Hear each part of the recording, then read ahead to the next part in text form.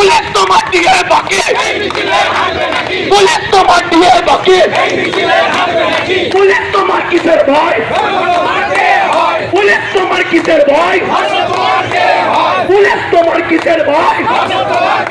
একনিষ্ঠ কার্যকর্তা নেতা এত প্রাকৃতিক দুর্যোগ সত্ত্বেও এই মিছিল এবং কর্মসূচিতে উপস্থিত হয়েছে, তাদেরকে গৈরিক সংগ্রামী অভিনন্দন। এবং প্রথমেই যে কথাটা বলে শুরু করব, একটি গল্প বলে শুরু করব, যে পুলিশের সঙ্গে আমাদের কিন্তু কারুর ব্যক্তিগত কোনো শত্রুতা নেই, না আত্মীয়তা আছে। তাহলে আমরা বারবার পুলিশ প্রশাসনকে এসে ঘেরাও করে আন্দোলন করতে বাধ্য হচ্ছি কেন? এটা পুলিশেরও যারা একটু বোঝেন তাদের চিন্তা করার প্রয়োজন আছে। গ্রামে আজ থেকে 20 বছর 30 বছর আগে গরুর গাড়ি চলতো, গরুর গাড়ি করে ধান বোয়াতো। আপনারা নিশ্চয়ই লক্ষ্য করছেন, আমি গল্পটা বলছি, একটু মনোযোগ সহকারে শুনবেন। আর যারা আমার সংখ্যালঘু ভাই, তাদের যখন কোরবানির পরব হতো, তারা পরবের পর দিন গ্রামে গ্রামে ওই গরুর গাড়ি করি না, গরুর চামড়াগুলো কালেক্ট করতে যেত, সংগ্রহ করতে যেত। তা পুলিশের লজ্জা নেই? এই কেষ্টমণ্ডল বোলপুরে পুলিশের মা বউকে বিছানায় তুলছিল, তাকে কিছু নপুংসক পুলিশ বলতে পারে না। আর যে পুলিশ তার মা বোন তুলিয়ে গাল দিচ্ছে, তাদেরকে কিছু না বলে যারা তার হয়ে মিছিল করছে বিয়ের জন্য, তাদেরকে গাল দিচ্ছে বলে মিছিল করছে, তাদেরকে মিথ্যা মামলা দিচ্ছে।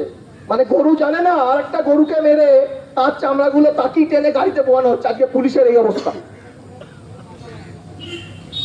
পুলিশের ঘরে মা বোন আছে, আপনারা রাত্রেবেলায় বাড়িতে গিয়ে আপনার পরিবার, স্ত্রী, মা, বোন, মেয়ে, আজকে অনুব্রত মণ্ডল এই ভাষা বলার পর আপনারা তাদের চোখে চোখ রাখতে পারছেন?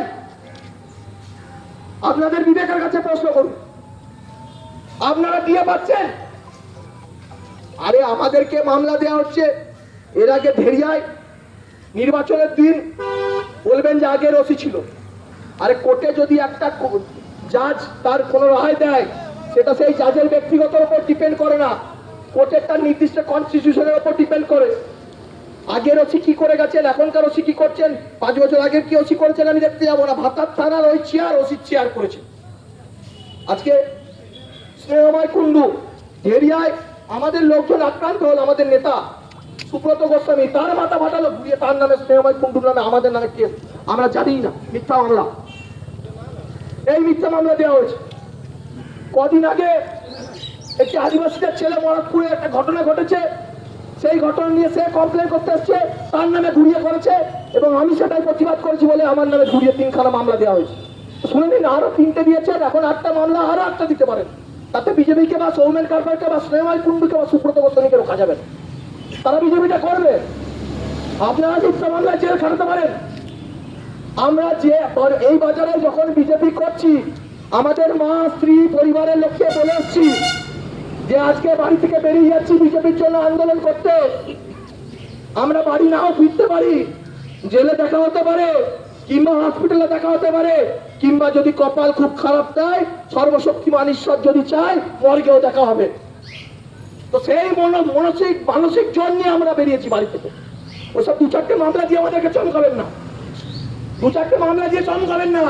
আর যাদের নামে মামলা দিচ্ছেন, আজ হোক, 5 মাস বাদে হোক, 5 বছর বাদে হোক, এদের মধ্যে থেকে কেউ প্রধান হবে, কেউ পঞ্চায়েত সমিতির সভাপতি হবে, কেউ জেলা পরিষদের কর্মাধ্যক্ষ হবে, কেউ এমএলএ হবে, কেউ এমপি হবে, মন্ত্রী হবে। আর যে গাড়ি করে আপনারা তাকে অ্যারেস্ট করতে যাচ্ছেন, তাকে নোটিশ দিতে যাচ্ছেন, ওই গাড়ি উঠা বাজিয়ে তার সামনে যেতে হবে। এই কথা আজকে বললাম, এই দিনটা মনে রাখবেন, এই দিনটা মনে রাখবেন ওসি সাহেব। আপনার সঙ্গে আমাদের কোনো ব্যক্তিগত শত্রুতা নাই। আপনি আমার ছেলে আচারে মেরে দেননি, আমার জমির পাকা দানে আপনি মই দিয়ে দেননি, কিন্তু আমার স্বার্থ আপনাকে খুশি করে আপনার টেবিলে চা খাওয়া নয়। আমার স্বার্থ 2021 সালে যে 75,000 বিজেপির লোক বিজেপিকে ভরসা করেছে, তাদের স্বার্থ দেখা। আপনি এখানে আছেন, 6 মাস 1 বছর বাদ ট্রান্সফার হয়ে অন্য থানায় চলে যাবেন, কিন্তু আমার 75,000 ভোট যারা এখানে আমাদেরকে ভোট দিয়েছে, তাদের সঙ্গে 24 ঘন্টা 24x7 আমাদের বিজেপির নেতা কর্মীদের থাকতে হবে। তাই আপনার স্বার্থ দেখা, আপনাকে খুশি করার থেকে আমার কর্মীদের স্বার্থ দেখা, কাকে মিথ্যা মামলায় ফাঁসাচ্ছেন, কে থানায় ডায়েরি করতে যাচ্ছে, তাকে পিঠে ঘুষি মারছেন, এইগুলো দেখা আমাদের দরকার। আপনাদের সঙ্গে সম্পর্ক খারাপ করা আমাদের কাজ নয়, কিন্তু মনে রাখবেন এক হাতে তালি বাজে না। আমরা যদি সহযোগিতার এক হাত বাড়াই, আপনাদেরকে সহযোগিতার এক হাত বাড়াতে হবে। আপনি কি বলেছেন আমাদের নেতাদের, যে এরকম যদি চলতে থাকে বিজেপির কোন কর্মসূচি ভাতার থানায় করতে দেবেন না? আপনার সাহস আসপর্দা এখানে অবাক হয়ে যাচ্ছে। কোনোটা রাজ্যে বিজেপির মুখ্যমন্ত্রী, আপনি দু চারটে প্রধান দিয়ে পাচ্ছেন, প্রধানমন্ত্রীটা আমাদের। যদি কোন রকম অনৈতিক মামলা, কোন রকম অত্যাচার যদি বিজেপির ভোটার, বিজেপির সমর্থক, বিজেপির নেতা, বিজেপির কর্মীদের হয়, তাহলে মনে রাখবেন আপনাদের চাকরি জীবন এবং যারা রিটায়ার্ড হয়ে যাবে তাদের রিটায়ার্ড লাইফের বেনিফিট আজ হোক আর 5 বছর 10 বছর বাদে হোক, বিজেপি কিন্তু এ রাজ্যে আসবে। রিটায়ার্ড লাইফের বেনিফিট দিয়ে তা কি করে শিখে ঝুলিয়ে রাখতে হয় সেটা আমাদের জানা আছে। কারণ আমাদের দল 15টা রাজ্যে সরকার চালাচ্ছে, মুখ্যমন্ত্রী আমাদের, প্রধানমন্ত্রী আমাদের, দেশের কেন্দ্রীয় সরকার চালাচ্ছে আমরা। সুতরাং এই ধরনের কথা আপনি বলবেন না। আর যে কথাটা বলবো, আজকে অবাক হয়ে যাচ্ছি, এই পুলিশ যার মাকে স্ত্রীকে নিয়ে এত গাল দেওয়া হচ্ছে, আজকে পরম শ্রদ্ধেয় পূজনীয় কার্তিক মহারাজ, তার নামে মিথ্যা অভিযোগ, ধর্ষণের মামলা 2013 সালে। আজকে প্রশ্ন উঠবে না 2025 সাল দাঁড়িয়ে আপনি 2013 সালের আইপ্যাক তৃণমূলের কথায় সাজিয়ে নিয়ে আসা একটা মহিলাকে দিয়ে তার নামে মিথ্যা মামলা করাচ্ছেন। একজন কেন্দ্রীয় মন্ত্রী, রাজ্যের সভাপতি সুকান্ত মজুমদার, তাকে লালবাজারে তার ন্যূনতম কনস্টিটিউশনাল স্ট্যাচার পাওয়ার সম্পর্কে আপনাদের যদি জ্ঞান থাকে, তাকে সারা রাত আটকে রাখছেন। এই জায়গায় আজকে পুলিশ নেমেছে, পুলিশের নেমে যাওয়াটা আজকে এই জায়গায় এসছে। শুধু এখানে নয়, গোটা রাজ্য জুড়ে এই অত্যাচার হচ্ছে।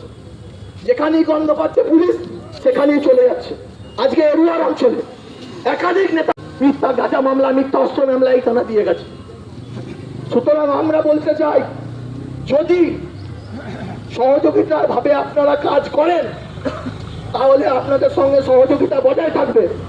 আর যদি সহযোগিতা না করে চমকে ধমকে যদি মনে করেন 2-4 জন লোককে চা খাইয়ে পকেটে পুরে যদি মনে করেন বিজেপিটাকে কবজা করে দেবো, তাহলে এটা ভুল করছেন, ভুল করছেন। এখনো আপনি খোঁজ নিতে পারেন ওসি সাহেব, 2021 সালে বিজেপি করার অপরাধে এখনো নবমনগরে কত লোকের জমি চাষ হয়নি। আর 4 বছর 5 বছরে কি অপরাধ ছিল তাদের? ওই তাদেরকে নিরাপত্তা দিয়ে নবমনগর কলোনিতে এডুয়ারে যে সমস্ত জমিগুলো দখল হয়ে গেছে 21 সালে বিজেপি করার জন্য, তাদেরকে তো ওই চাষ করাতে পারছেন না। কোথায় কে কি ফেসবুকে শেয়ার করছে, কোন বিজেপির নেতা, কোন বিজেপির কর্মী, তাকে ধরে ফলস কেস দিয়ে দিচ্ছে। আপনার হাতে কলমের জোর আছে, আপনি দিতে পারেন কেস, কিন্তু একটা জেনে রাখবেন, ভারতবর্ষের সংবিধান এবং আদালত বলে একটা জিনিস আছে। এরকম যদি চলতে থাকে আমরা কিন্তু আইন আদালতের দ্বারস্থ হয়ে এই সমস্ত কেস নিয়ে আমরা কিন্তু উচ্চ আদালতের দরজা খটখটাবো। আজকে যেখানে আক্রমণ হচ্ছে, যারা আক্রমণ করছে সেই তৃণমূলকে দিয়ে আগেই একটা মামলা বিজেপি নেতা কর্মীদেরকে দিয়ে দিচ্ছে, যাতে বিজেপি নেতা কর্মীদের পাল্টা মামলা করার আগে একটা চাপ দিয়ে দেওয়া হয়।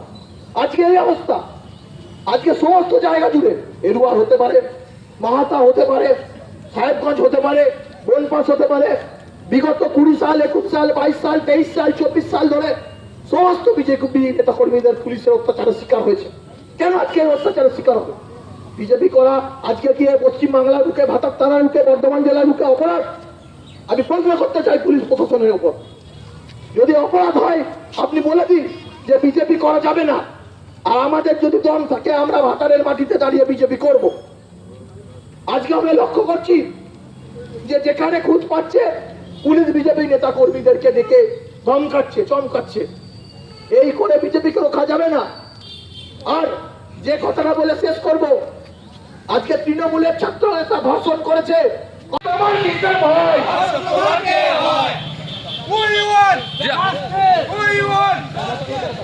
পুলিশ তুমি কার? পুলিশ তুমি কার? পুলিশ তুমি কার? পুলিশ তুমি কার? মমতার না জনতার? পুলিশ তুমি কার? পুলিশ তুমি কার? কত লোক আছে ছাত্রীকে ধর্ষণ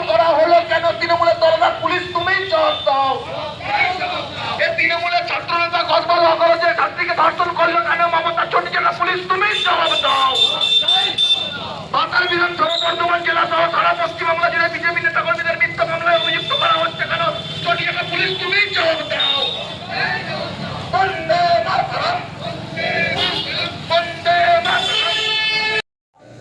যদি সহযোগিতার ভাবে আপনারা কাজ করেন তাহলে আপনাদের সঙ্গে সহযোগিতা বজায় থাকবে। আর যদি সহযোগিতা না করে চমকে ধমকে যদি মনে করেন দু চারজন লোককে চা খাইয়ে পকেটে তুলে যদি মনে করেন বিজেপিটাকে কবজা করে দেবো, তাহলে এটা ভুল করছে। ভুল করছে। এখনো আপনি খোঁজ নিতে পারেন ওসি সাহেব, 2021 সালে বিজেপি করার অপরাধে এখনো নবাবনগরে কত লোকের জমি চাষ হয়নি।